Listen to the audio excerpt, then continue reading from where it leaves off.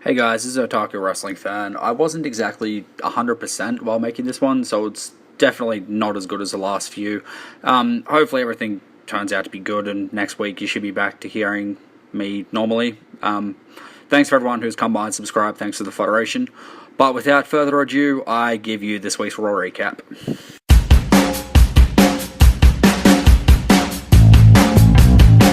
What's up guys, this is Otaku Wrestling Fan here today with our Monday Night 4 review. But before Raw actually starts, I do have something to say. This is a prediction, more or less.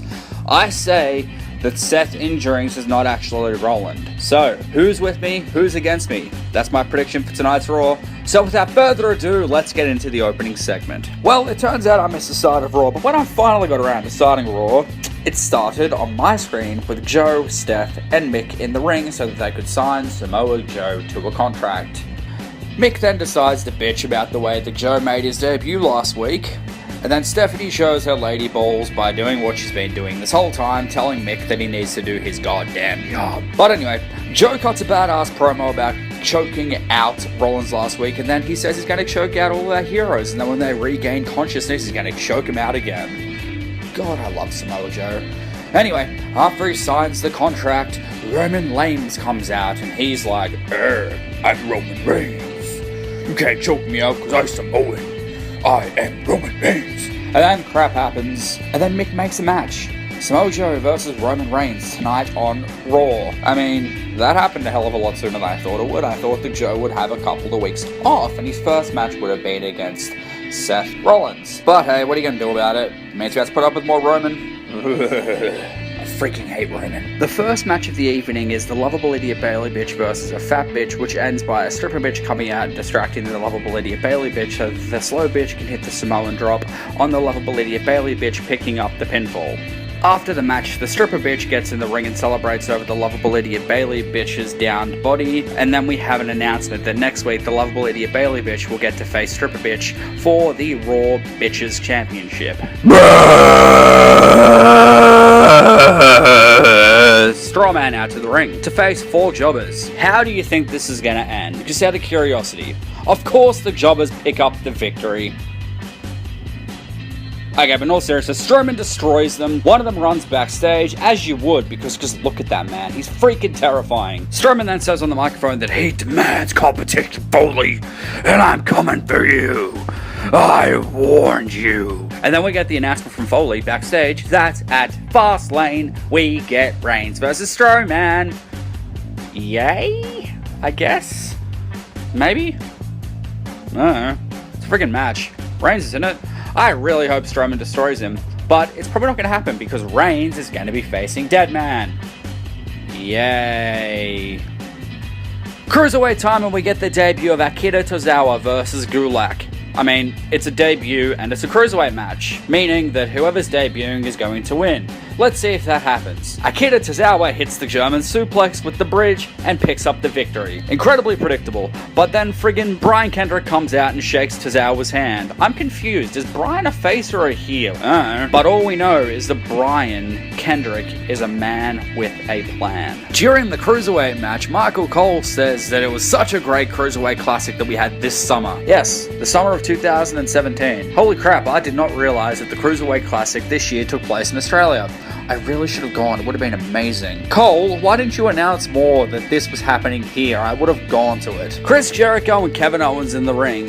Jericho is going on about being the 61-minute man and having to defend his title against Sami Zayn. Kevin talks about how no one gives him a chance. No one gave him a chance last week, no one gives him a chance this week, but yet, he is still your WWE Intercontroversial Champion. Jericho has the great idea that they should have a title for title match at WrestleMania. Oh, I beg of you, I implore you, WWE, please do that, because the way WrestleMania is looking at the moment, it looks like crap. But anyway, let's move on and see what happens. Kevin decides that yes, that's a great idea, then all of a sudden, Oldberg's music hits. Oldberg is backstage, and then Moldberg appears to be walking down the ramp, doing his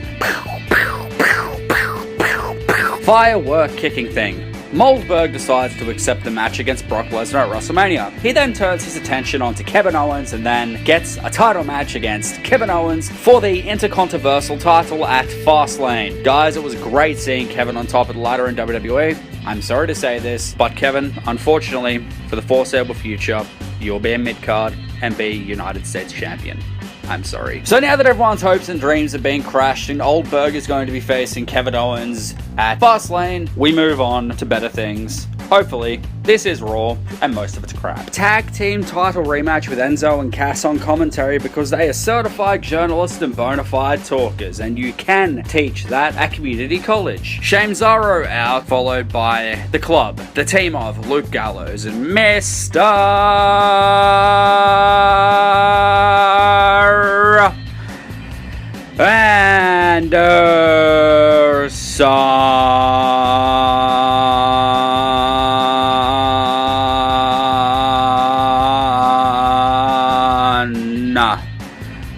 Carl Anderson.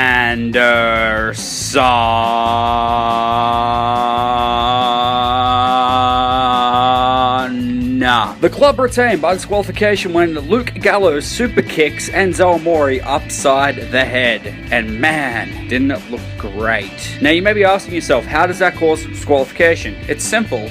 Big Cass kicks Gallows' head off with his big boot.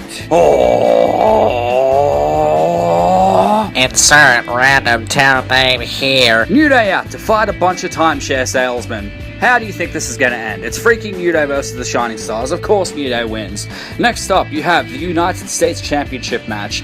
Jerry KO out.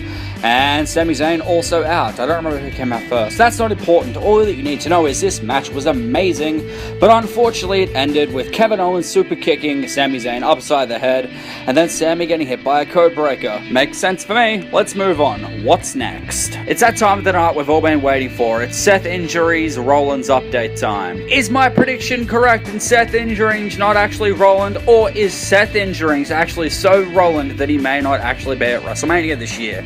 Again, let's find out together. The answer is, listen very carefully to what I'm about to tell you, because I'm not going to tell you this again.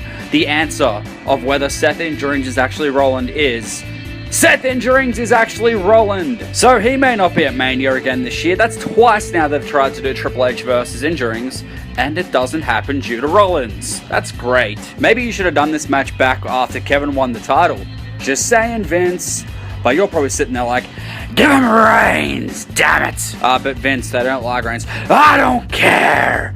Give him Reigns. So that's unfortunate, but what are you going to do about it? I mean, if he's not medically cleared, he's not medically cleared. Let's just hope that he's cleared by Mania and that Joe has a decent opponent for Fastlane. Sasha Banks in the trainer's room and Stripper Flair comes in, tries to provoke Sasha, blah, blah, blah, blah, blah. Crappy segment.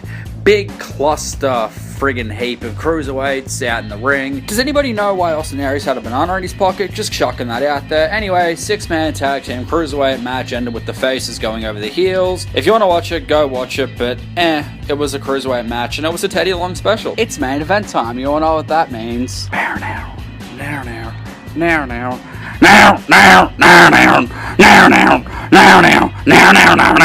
Roman out because he's got to look strong, and then bam, blindsided by Samoa Joe. Joe assaults Roman on the outside of the ring, and man, wasn't it glorious. It's fun seeing Roman get the crap kicked out of him.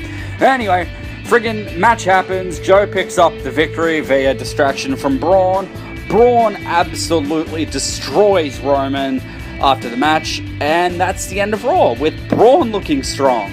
Because you gotta make Braun look strong, not Roman. Anyway, had to keep this short this week. I will see you all next time. Peace. This is Otaku Wrestling Fan out.